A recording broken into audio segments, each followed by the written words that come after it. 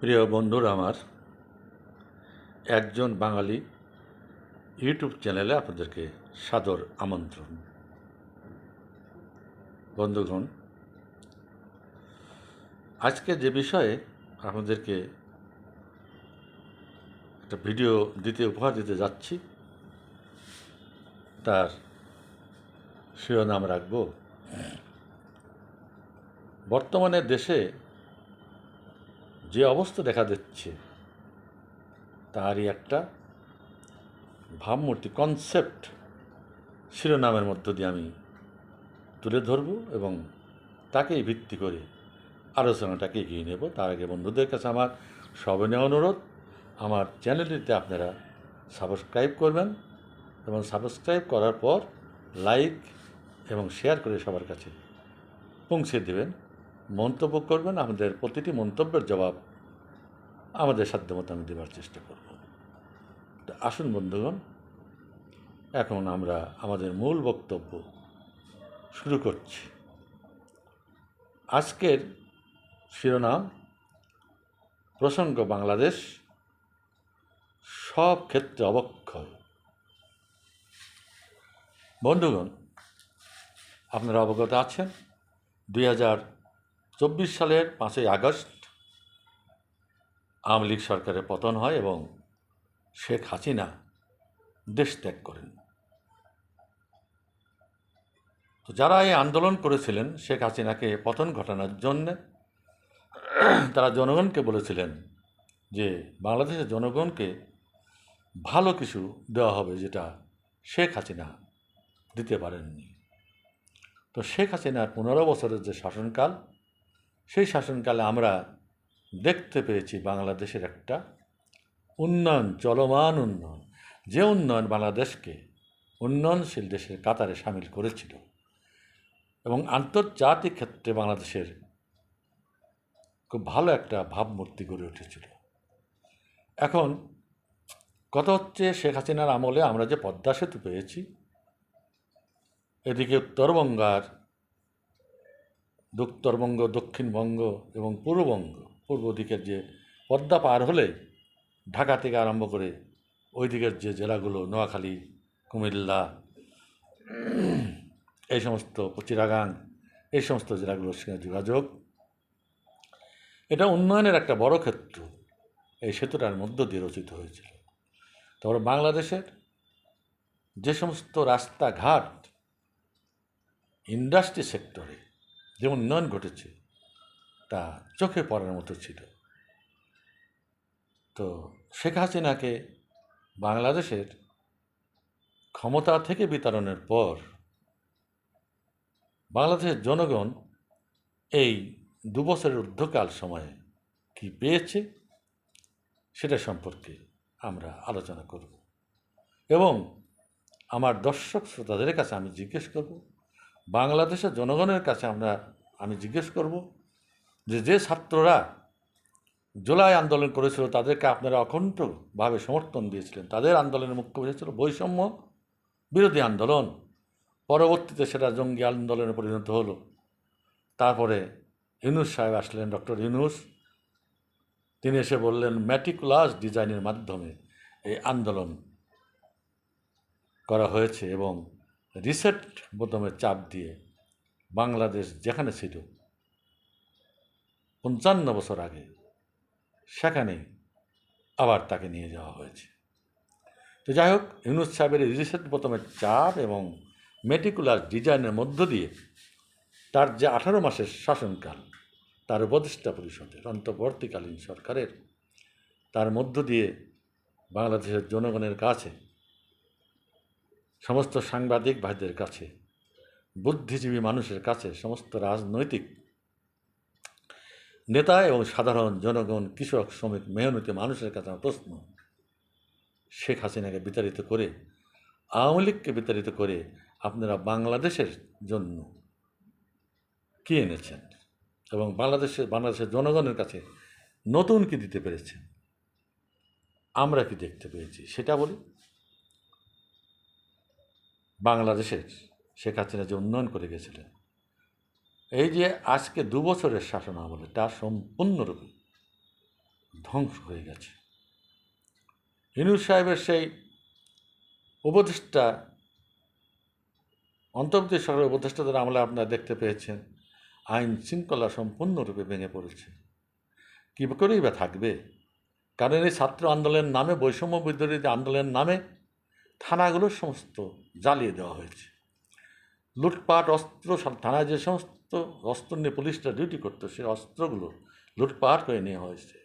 এবং যেটা প্রচলিত আছে বিভিন্ন সূত্র মাধ্যমে যে প্রায় ৩,৫০০ পুলিশকে এই সমস্ত জঙ্গিবাদী ছাত্র সংগঠন বা জঙ্গিবাদী যারা আন্দোলন করেছিল তারা হত্যা করছে। এবং ইউনূস সরকার সে সমস্ত হত্যাকাণ্ডের বিচার আইন করে নিষিদ্ধ করে দিয়েছে। খুবই সুন্দর। একবার বঙ্গবন্ধুর সপরিবারে হত্যাকাণ্ডের পর জেনারেল জিয়া সাহেব এসে সেই হত্যাকাণ্ড যারা ঘটিয়েছিল তাদেরকে ক্ষমা করে দিলেন ইনডেমনিটি বিলের মধ্য দিয়ে। অর্থাৎ সে আমলে যে সমস্ত হত্যাকাণ্ড সংঘটিত হয়েছিল আইনের মাধ্যমে সেটাকে হালাল করে দেওয়া হলো। এবারে ইউনূস সরকার ছাত্র আন্দোলনের সময় বা জুলাই আন্দোলনের সময় বাংলাদেশে যা কিছু ঘটেছে তার বিচার কিছু হবে না। সেই বিচার যাতে না হতে পারে তার জন্য আইন প্রণয়ন করে আইন করে গেছেন। এবং পরবর্তীতে বিএনপি সরকার এসে সেটার উপরে সিল মারি দিয়েছে। তার মানে যারা দুষ্কৃতিকারী, যারা মানুষ হত্যা করলো, যারা দেশে লুটপাট করলো, যারা মানুষের বাড়িঘর জ্বালিয়ে পুড়িয়ে ছারখার করে দিল, যারা নারী ধর্ষণ করলো, তাদের কোনো বিচার এই দেশে হবে না। তারপরে কী হলো? শেখ হাসিনার আমলে যে সমস্ত জঙ্গি, ডাকাত, লুটেরা, বাটপার, হত্যাকারী যাদেরকে কারারুদ্ধ করে রাখা হয়েছিল, অনেকের বিচারে যাবজ্জীবন কারাদণ্ড হয়েছিল, সে সমস্ত জঙ্গি সন্ত্রাসীদের ইউনূস সরকার মুক্ত করে দিলেন। মুক্ত করে দেওয়ার ফলে আমরা কি দেখলাম? এই যে বৈষম্য বিরোধী ছাত্ররা, সমন্বয়ক নামধারী ছাত্ররা, তারা এবং ওই সমস্ত লুটেরা মিলে বিভিন্ন জায়গায় মব সৃষ্টি করে জনগণের উপর অকথ্য নির্যাতন চালিয়ে গেল।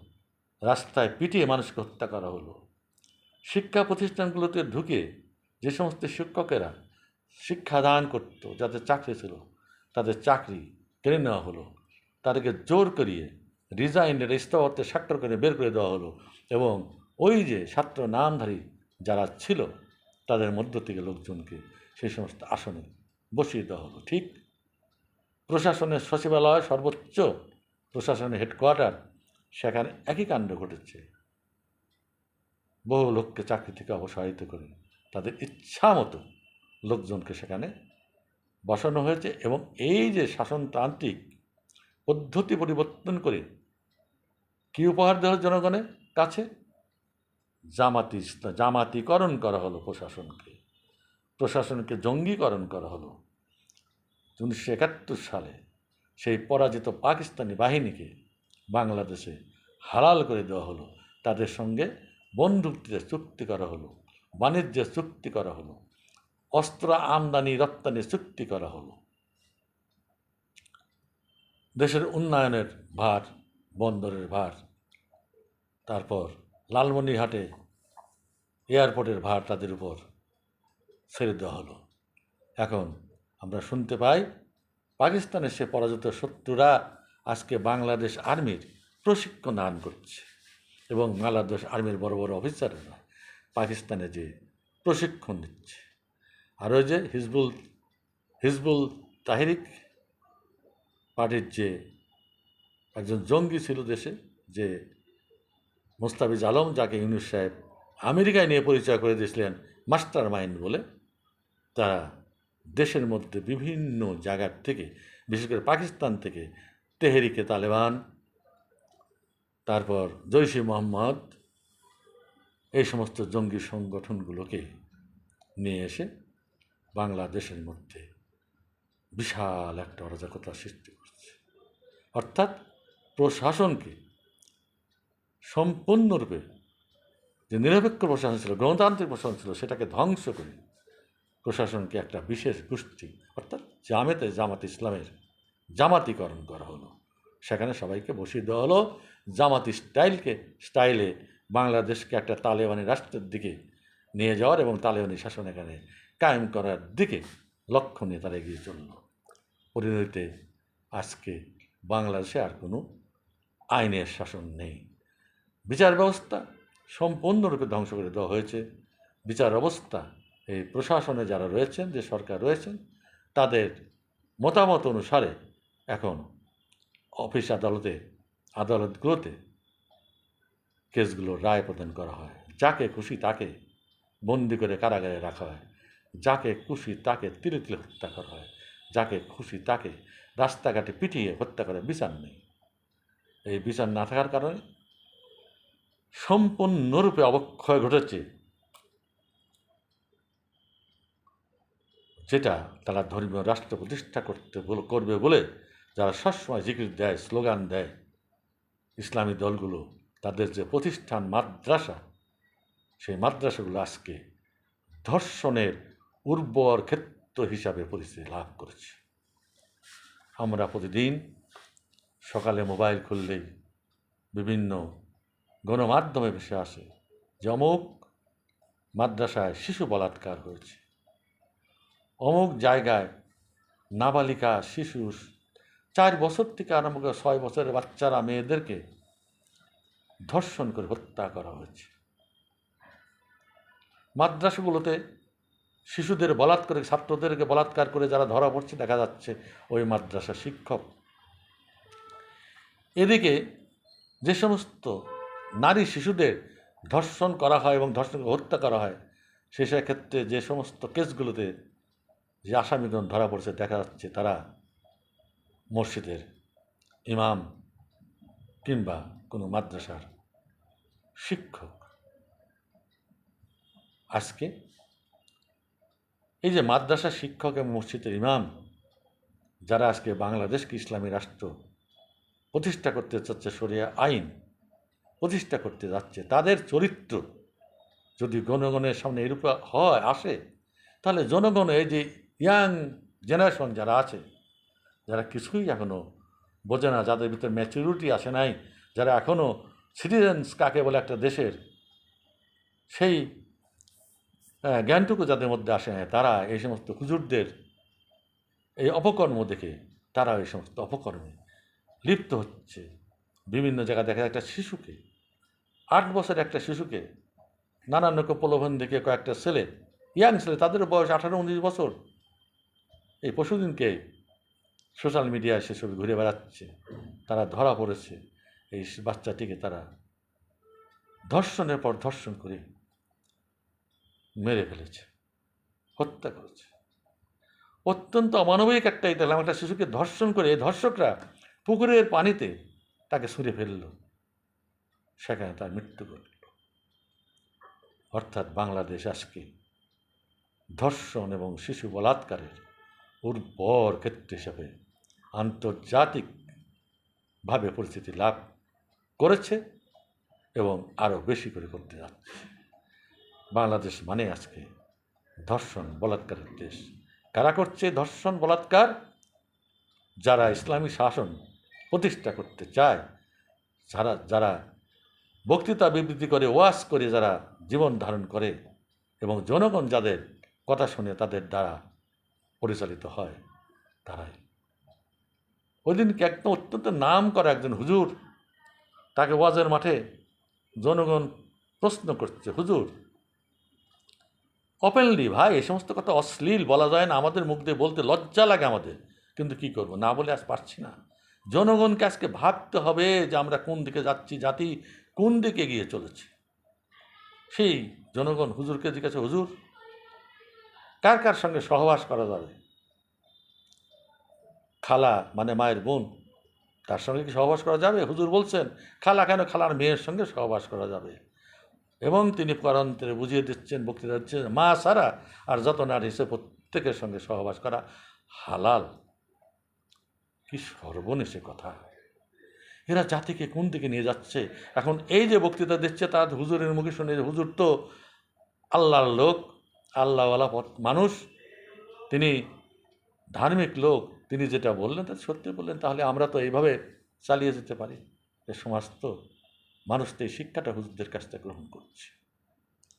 তো বিশাল একটা অবক্ষয় বাংলাদেশের বুকে নেমে এসেছে, এবং এই অবক্ষয় তারাই করছে যারা আজকে বাংলাদেশের মসনদে বসে আছেন, যারা আজকে সমাজ এবং রাষ্ট্র পরিচালনা করছেন, তাদের মধ্যেকারী লোকেরা। সুস্পষ্টভাবে আমি দায়িত্ব নিয়ে বলছি, প্রয়োজন হলে সমস্ত সোশ্যাল মিডিয়ায় যে সমস্ত ভিডিও প্রচার করা হয়েছে আসছে, সেগুলো যাচাই বাছাই করে সেগুলো তদন্ত করে দেখতে হবে। যারা আমাদের সাংবাদিক ভাইরা আছেন, এই খবরগুলো মিথ্যা না সত্য সেগুলো যাচাই করে দেখেন। কত দৈনিক কিন্তু আমার বন্ধুরা সমস্ত আমাকে শেয়ার করে, প্রতিদিন অন্তত 8টা-10টা করে ভিডিও এই রেপের, ধর্ষণ। আমি দেশের মানুষের, সুবুদ্ধি সম্পন্ন মানুষের দৃষ্টি থেকে আকর্ষণ করতে চাই, ভাইরা, আমরা যদি আন্তর্জাতিক ক্ষেত্রে বাঙালি হিসেবে পরিচিতি লাভ করতে চাই, পরিচয় দিতে চাই, তাহলে আমাদেরকে এই সমস্ত অন্যায় থেকে, সমস্ত অন্যায় বন্ধ করে দিতে হবে। আমাদেরকে সভ্য মানুষ হিসাবে পৃথিবীর কাছে পরিচয় দান করতে হবে। তা না হলে এরপরে বাইরের দেশে যে বাঙালি হিসাবে বা বাংলাদেশ থেকে এসেছি এ কথা বলা, এই পরিচয় দেওয়া যাবে না। বন্ধুগণ, চরিত্রের কতটা স্খলন ঘটে দেখেন। বর্তমান একটা সমস্যা, আন্তর্জাতিক সমস্যা, সেটা হচ্ছে ভারত বাংলাদেশের সমস্ত পুশিং করছে অনুপ্রবেশকারী বলে। অনেক অনুপ্রবেশকারী বর্ডার নোম্যান্স ল্যান্ডে এসে আজকে অমানবিক জীবনযাপন করে। ভারত বলছে এরা বাংলাদেশের লোক, বাংলাদেশ বলছে এরা আমাদের লোক না। এইভাবে ঠেলাঠেলি হচ্ছে। আর বাবা, প্রয়োজন হলে দুই রাষ্ট্র এক জায়গায় বসে আলাপ আলোচনা করো, যাদের জনগণ তারা নাও, তাদেরকে অমানবিক আচরণ এই জনগণের সঙ্গে করা যায় না। এরা তো ওপেনলি ক্যামেরার সামনে বলছে আমরা বাংলাদেশের লোক, কে বলছে খুলনার লোক, কে বলছে পাবনার লোক, কে বলছে ফরিদপুরের লোক। ছোট ছোট বাচ্চা নিয়ে, সমস্ত পরিবার পরিজন নিয়ে তারা বর্ডারে অপেক্ষা করছে দেশে ফিরে আসার জন্য। তারা যদি বাংলাদেশের হয় তাদেরকে ফিরিয়ে নেওয়া মানবিক হবে। এই বাংলাদেশ একদিন 12 লক্ষ রোহিঙ্গাকে স্থান দিয়েছে। এই 12 লক্ষ রোহিঙ্গাকে স্থান দেওয়ার জন্য সেদিন বাংলাদেশের সর্বস্তরের মানুষ, বিশেষ করে ইসলামী পন্থী দলগুলো, তারা শেখ হাসিনার কাছে দাবি করেছিল, তাকে মাদার অফ হিউম্যানিটি বলেছিল। রোহিঙ্গাকে তারা মুসলমান ভাই, এই মুসলমানদেরকে মানবিক কারণে বাংলাদেশে তাদের আশ্রয় দিতে হবে। শেখ হাসিনা তাদের আশ্রয় দিয়েছিল। জাতিসংঘ সেই তারা বাংলাদেশের উপর চাপ সৃষ্টি করি এই আশ্রয় দিতে বাধ্য করেছিল। বাংলাদেশের জনগণও, বিশেষ করে ইসলামী দলগুলো শেখ হাসিনাকে বাধ্য করেছিল। তো তাদেরকে আশ্রয় দেওয়া যদি যায়, আজকে দেশের তারাও তো মুসলমান, এবং অনুপ্রবেশকারী ইন্ডিয়া বললেও অনেক সাক্ষাৎকারে দেখা যাচ্ছে তারা বাংলাদেশের ম্যাক্সিমাম হয় বাংলাদেশের লোক। 2-4 জন ভারতীয় লোক যারা, তাদেরকে বাছাই করে ফেরত পাঠিয়ে দাও, বাংলাদেশের লোকগুলোকে নিয়ে নাও ভাই। এই অন্যায় অত্যাচার করো না। আজকে ইন্ডিয়া বাংলাদেশের সঙ্গে এমন পর্যায়ের সম্পর্ক ইউনুস আমল থেকে আজ পর্যন্ত গেছে যে তাদের নিরাপত্তার কারণ দেখিয়ে তারা কাঁটাতারে বেড়া দিচ্ছে।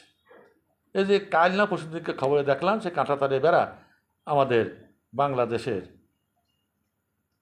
বীর জনগণ তারা বর্ডারে রাত্রের অন্ধকারে ঝড় বৃষ্টির সুযোগ নিয়ে কাঁটাতারে বেড়া অনেকটা কেটে সাফ করে দিয়েছে। এইটা মেরামত করার জন্য তারা আবার ওপারে বিএসএফরা দাঁড়িয়ে আসছে, ভারতের জনগণ ওপারে দাঁড়িয়ে আসছে, ভিডিওতে সমস্ত কিছু দেখা যাচ্ছে। এপারে কয়েকটা ইয়াং ছেলেপেলে লুঙ্গি পরা তারা এই কাঁটাতারে বেড়ার কাছে বাংলাদেশের ভূখণ্ডে এগিয়ে যাচ্ছে এবং গালাগালি করছে বিএসএফকে, এবং ভারতের জনগণের মা বাবা তুলে সেখানে রীতিমতো ভারতের প্রধানমন্ত্রী মোদিজির নাম উচ্চারণকে তার মাকে মোদিজির মাকে খারাপ কাজ করি এই বলে চিৎকার করে করে ওই জনগণকে শোনানো হচ্ছে। ওখান থেকে যদি রাইফেলের গুলি ছুটতো বিএসএফ, অনেকগুলো মারা যেত। তখন তো বিএসএফ দোষ হতো যে বিএসএফ বা ভারত আমাদের লোককে বর্ডারে গুলি করে মেরেছে। কিন্তু এই জাতি কী শিক্ষা গ্রহণ করেছে? এই ইয়াং জেনারেশন তারা বর্ডারে গিয়ে সে দেশের প্রধানমন্ত্রীকে উল্লেখ করে বলে তোমার মায়াকে অমুক করি ফল্লা করি। এই অবক্ষয় আজকে বাংলাদেশের সর্বস্তরে পৌঁছে গেছে। বন্ধুগণ, এ সমস্ত কথা বলতেও খুব খারাপ লাগে, কারণ আমি তো একজন বাঙালি, আমরা সবাই বাঙালি। তো বাঙালির এই যে অবক্ষয় ঘটছে, হোক সে জামাত ইসলাম, হোক সে মুসলিম লীগ, অথবা হোক হেফাজত ইসলাম, সে তো বাঙালি। বাঙালির বদনাম মানে আমাদের সবারই বদনাম আজকে সোশ্যাল মিডিয়ার মাধ্যমে সব কিছু কিন্তু সারা পৃথিবী সঙ্গে সঙ্গে জেনে যাচ্ছে। বন্ধুগণ, ভিডিও বড় হয়ে যাবে, আর দু একটা কথা বলে আমি আজকে এখানে শেষ করতে চাই। অনেকগুলো পয়েন্ট জমা হয়েছে, কালকে আবার ভিডিও প্রয়োজন ডেলিভার করব। আজকে এই বর্ডার সংক্রান্ত আরেকটা বিষয় আমি আপনাদের দৃষ্টি আকর্ষণ করতে চাই। পাকিস্তান তো এখানে ঢুকে গেছেই, সেই ৭১ পূর্ববর্তী পাকিস্তান আবার বাংলাদেশে কায়েম প্রায় হওয়া ভাব, যেটা আমাদের প্রতিবেশী রাষ্ট্র কখনো চাইবে না। প্রতিবেশীর সঙ্গে সম্পর্ক আমরা কোথায় নিয়ে যাচ্ছি, কি হতে পারে ভবিষ্যৎ, সেটা কেউ চিন্তা করতে পারছে না। কারণ হচ্ছে আমাদের মানসিক অবক্ষয়। দেখুন, এই ২-৩ দিন আগে তুরস্কের সঙ্গে আমাদের নতুন বন্ধুত্ব হয়েছে। তুরস্ক থেকে তাদের পররাষ্ট্র দপ্তরের একজন এসেছে, তিনি পররাষ্ট্রমন্ত্রী বা পররাষ্ট্র সচিব, আমি এখন ঠিকমতোভাবে বলতে পারছি না, হয়তো পররাষ্ট্রমন্ত্রী হবে অথবা পররাষ্ট্র সচিব হবে। তিনি রাজশাহীতে গিয়ে আমাদের সরকারি কর্মকর্তাদের সঙ্গে মিটিং করছে। সরকারি লেভেলে ঢাকায় তিনি দ্বিপাক্ষিক আলোচনা করতে, দ্বিপাক্ষিক বৈঠক হতে পারে, কিন্তু একটা ডিস্ট্রিক্টে যায় বা একটা ডিভিশনে যে সেখানকার অফিসারদের নিয়ে মিটিং করছে, সেখানে আমাদের বাংলাদেশের মন্ত্রী মিনিস্টার অফিসার রয়েছে। এটা কখনো, আমি তো চাকরি করেছি ৩৫ বছর প্রশাসনে, কখনো দেখিনি যে বিদেশি কোনো মন্ত্রী টন্ত্রী এসে আমাদের প্রশাসনিক আমাদের দেশে করে, প্রশাসনিক বৈঠক করে। দেখলাম তিনি বর্ডারে রাজশাহী বর্ডার, চাঁপাইনবাবগঞ্জ বর্ডারে তাকে নিয়ে যাওয়া হচ্ছে, ওই যে ইকে দেখানো হচ্ছে, অনুপ্রবেশকারী দেখানো হচ্ছে। হয়তো আর একটা কোনো কুমতলব এখানে আছে, ওই তুরস্কের লোককে বোঝা, কারণ তুরস্ক নতুন বন্ধু হয়েছে, তারা আমাদেরকে সহযোগিতা করবে। তুরস্ক এবং পাকিস্তানের সহযোগিতা নিয়ে আমাদের বীর জনগণ, আমাদের ইসলামিক তৌহিদি জনতা ভারতবর্ষ দখল করে ফেলবে, এটা হয়তো মনে করছে। বন্ধুগণ, মনে রাখবেন, ইসরায়েল ইরানের যুদ্ধ প্রায় শেষের দিকে, হরমুজ প্রণালী খুলে দেওয়া হয়েছে, আমেরিকা ওখান থেকে হাত ঘোরাচ্ছে। ঠিক সেই মোমেন্টে পরশু দিনকে ভারতে অবস্থিত ইসরায়েলের রাষ্ট্রদূত বলেছে যে বাংলাদেশে হামাসদের আনাগোনা দেখা যাচ্ছে। কি ইঙ্গিত দিলেন? আমি আশা করি আমাদের বাংলাদেশে যারা ডিপ্লোম্যাট আছেন, বাংলাদেশের সাংবাদিক, রাজনৈতিক ব্যক্তিত্ব আছেন, তারা এই একটা মন্তব্য, ইসরায়েলি রাষ্ট্রদূতের এই মন্তব্য নিয়ে চিন্তা করবেন যে কি হতে যাচ্ছে এবং আমরা কি আগুন নিয়ে খেলা করছি। বন্ধুগণ, আমি এই জন্য আজকে বলেছি যে আমাদের ব্রেনের অবক্ষয় হয়ে গেছে, সমাজের, রাষ্ট্রের প্রতিটি ক্ষেত্রে অবক্ষয় তো ঘটেছে, সঙ্গে সঙ্গে মানসিক পঙ্গুত্ব আমরা লাভ করতে চলেছি। এখানে আজকের মতো শেষ করছি। সবাইকে ধন্যবাদ। জয় বাংলা।